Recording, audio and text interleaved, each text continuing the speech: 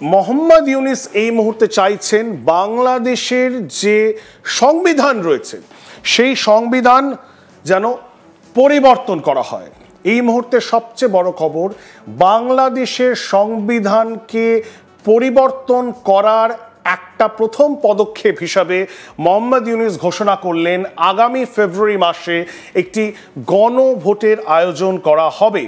এবং তিনি বলছেন যে যে সাংবিধানিক প্রভিশন রয়েছে, এতদিন ধরে যে সাংবিধানিক প্রভিশন মেনে বাংলাদেশের বিভিন্ন সাংবিধানিক যে ইনস্টিটিউশনগুলি, সেই ইনস্টিটিউশনগুলি যেমন তার মধ্যে নির্বাচন কমিশন রয়েছে, অন্যান্য সাংবিধানিক প্রতিষ্ঠান রয়েছে, সেইগুলিকেও এই জুলাই সনদের আওতায়, জুলাই সনদে বর্ণিত প্রক্রিয়ার আলোকে নতুন করে গঠন করার কথা মোহাম্মদ ইউনূস কিন্তু প্রস্তাব রাখছেন। সুতরাং বলা যেতে পারে একেবারে কলমে বদলে দেওয়ার একটা প্রচেষ্টা।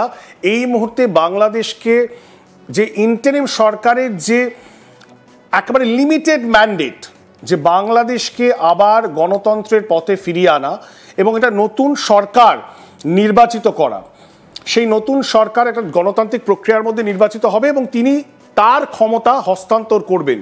কিন্তু সেটা করার আগে, নতুন সরকার তৈরি হওয়ার আগে যেই পদ্ধতির মধ্যে দিয়ে নির্বাচন হবে, সেই নির্বাচনের দিনেই কিন্তু মোহাম্মদ ইউনূস তিনি বলছেন একই দিনে একটা রেফারেন্ডাম হবে, একটা গণভোট হবে এবং সেই গণভোটের কিছু খুব গুরুত্বপূর্ণ পয়েন্ট, 4টি পয়েন্ট মোহাম্মদ ইউনূস নিজে আজকে পড়ে শুনিয়েছেন এবং এটা নিয়ে উথাল পাতাল শুরু হয়ে গেছে বাংলাদেশের রাজনীতিতে। আপনারা জানেন আজ ইন্টারন্যাশনাল ক্রাইমস ট্রাইব্যুনাল, তাদের পক্ষ থেকে শেখ হাসিনা প্রাক্তন প্রধানমন্ত্রী, তার বিরুদ্ধে কিন্তু একটা ভার্ডিক্ট দেওয়ার কথা ছিল, সেটা পোস্টপন্ড হয়েছে। আগামী সোমবার সেই ভার্ডিক্ট দেওয়া হবে।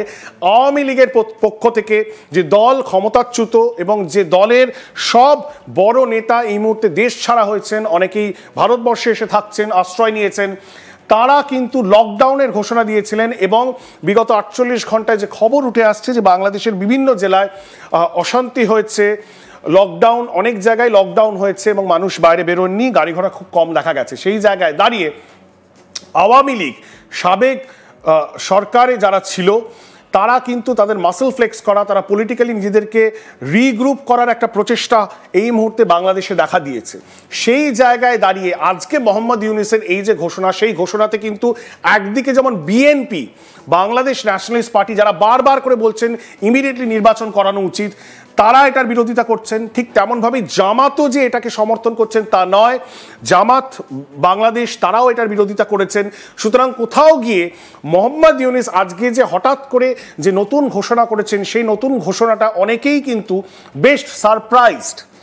বাংলাদেশের মেইন স্ট্রিম পলিটিক্যাল পার্টি দলগুলি তারা কিন্তু বেশ অবাক হয়ে গেছেন এই আচমকা এই ঘোষণাতে এবং সেটা নিয়ে আমরা আজকে আলোচনা করব। সবার আগে আপনাদেরকে শোনাই মোহাম্মদ ইউনূস আজ জাতির উদ্দেশ্যে যে বক্তব্য রেখেছেন, সেখানে তিনি কি জানিয়েছেন।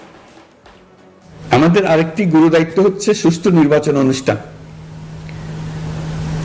আমি ঘোষণা করেছি যে আগামী ফেব্রুয়ারির প্রথমার্ধে জাতীয় সংসদ নির্বাচন অনুষ্ঠিত হতে যাচ্ছে।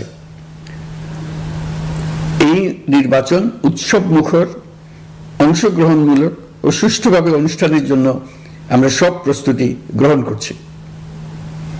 আমাদের উপর অর্পিত দায়িত্ব, আমরা রাজনৈতিক দলগুলো কর্তৃক স্বাক্ষরিত জুলাই সনদকে মূল দলিল হিসেবে ধরে নিয়ে অন্তর্বর্তী সরকার আজকের উপদেষ্টা মণ্ডলীর সভায় জুলাই জাতীয় সনদ সংবিধান সংস্কার বাস্তবায়ন আদেশ 2025 অনুমোদন করেছে। এটা বিরাট খবর। প্রয়োজনীয় স্বাক্ষর শেষে এটি ইতিমধ্যে গেজেট নোটিফিকেশন করার পর্যায়ে পৌঁছে গেছে।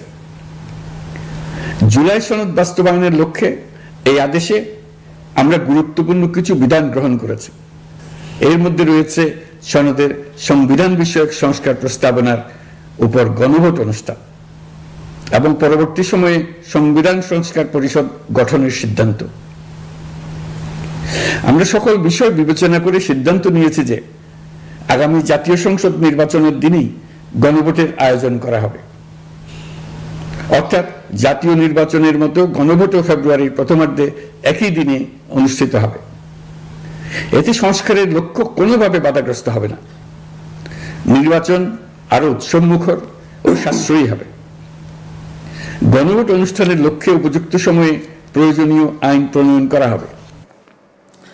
শুনলেন আপনারা মোহাম্মদ ইউনূসের বক্তব্য, যেটাতে বাংলাদেশের রাজনীতিতে এই মুহূর্তে একটি চূড়ান্ত আলোড়ন সৃষ্টি করেছে। এবং মোহাম্মদ ইউনূস নিজের ভাষায় যেটা বললেন, সংবিধান সংস্কার পরিষদ, বাংলাদেশের সংবিধানকে নতুন কাঠামোয় নতুন করে তৈরি করা, সেটাকে রিফর্ম করার একটা প্রচেষ্টা তিনি করবেন বলেছেন। কিছু পরিবর্তন তিনি আনার প্রচেষ্টা করছেন। অনেকে সেটাতে আবার আশঙ্কিত যে সংবিধানকে বদল করার একটা প্রচেষ্টা কেন হচ্ছে। বাংলাদেশের সংবিধান প্রথমবার পরিবর্তন হওয়ার প্রস্তাব, এটা প্রথমবার নয়, এর আগেও হয়েছে। ইতিহাসে ফিরে গেলে আমরা সেটা দেখতে পাই। কিন্তু কিছু গুরুত্বপূর্ণ প্রস্তাব যেটা রাখা হয়েছে এবং যেটা নিয়ে আমরা আলোচনা করব, বাংলাদেশের যে সংসদ রয়েছে, পার্লামেন্ট রয়েছে, সেটাকে দুটি হাউসে বিভক্ত করার একটা বাই ক্যামারাল, এখনো পর্যন্ত একটি হাউস ছিল, সেটাকে দুটি হাউস করে একটি আপার হাউস, ঠিক যেমন ভারতবর্ষের সংসদে লোকসভা এবং রাজ্যসভা রয়েছে, লোকসভা জনতার হাউস এবং রাজ্যসভা ইনডিরেক্ট ইলেকশন হয়, আপার হাউস বলা হয়।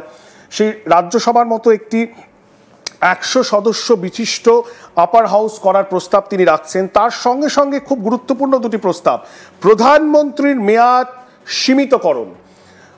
বাংলাদেশের যে নতুন প্রধানমন্ত্রী হবেন তার যে মেয়াদ, সে মেয়াদ কমিয়ে আনার কথা বলা হচ্ছে। মোহাম্মদ ইউনূসের এই যে প্রস্তাব, সেই নতুন প্রস্তাবের মধ্যে এটা থাকছে। দ্বিতীয় প্রস্তাব হলো রাষ্ট্রপতির ক্ষমতা বৃদ্ধি। দেশে যিনি রাষ্ট্রপতি থাকুন না কেন, তার ক্ষমতা বৃদ্ধির দিকে নজর দেওয়া হচ্ছে।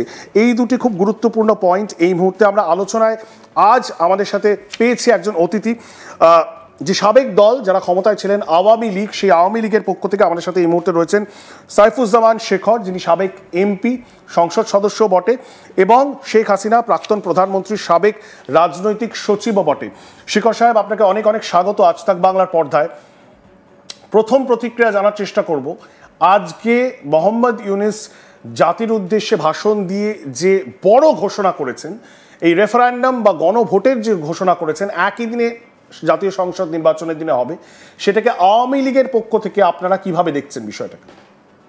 বিষয়টি আপনার মাধ্যমে আমি আজ তক যে দর্শক আছেন তাদেরকে, আমি যারা শুনছেন তাদেরকে আমি শুভেচ্ছা জানাচ্ছি। আপনার জন্য শুভেচ্ছা। আমি আপনার সূচনা বক্তব্যে একটি বিষয়ের সাথে আমি দ্বিমত পোষণ করি, সেটা হচ্ছে যে জননেত্রী শেখ হাসিনা সরকারের যে উনি ক্ষমতাচ্যুত হয়েছেন, এটা কোনো গণ অভ্যুত্থান ছিল না। এটা ছিল সম্পূর্ণভাবে একটি মাল্টিকুলাস ডিজাইনের ষড়যন্ত্রের মধ্য দিয়ে জননেত্রী শেখ হাসিনাকে বাংলাদেশ থেকে বের করে দেওয়া হয়েছে। এবং এখানে যারা সংবিধান, পবিত্র সংবিধান স্পর্শ করে শপথ নিয়েছেন সংবিধান রক্ষা করার,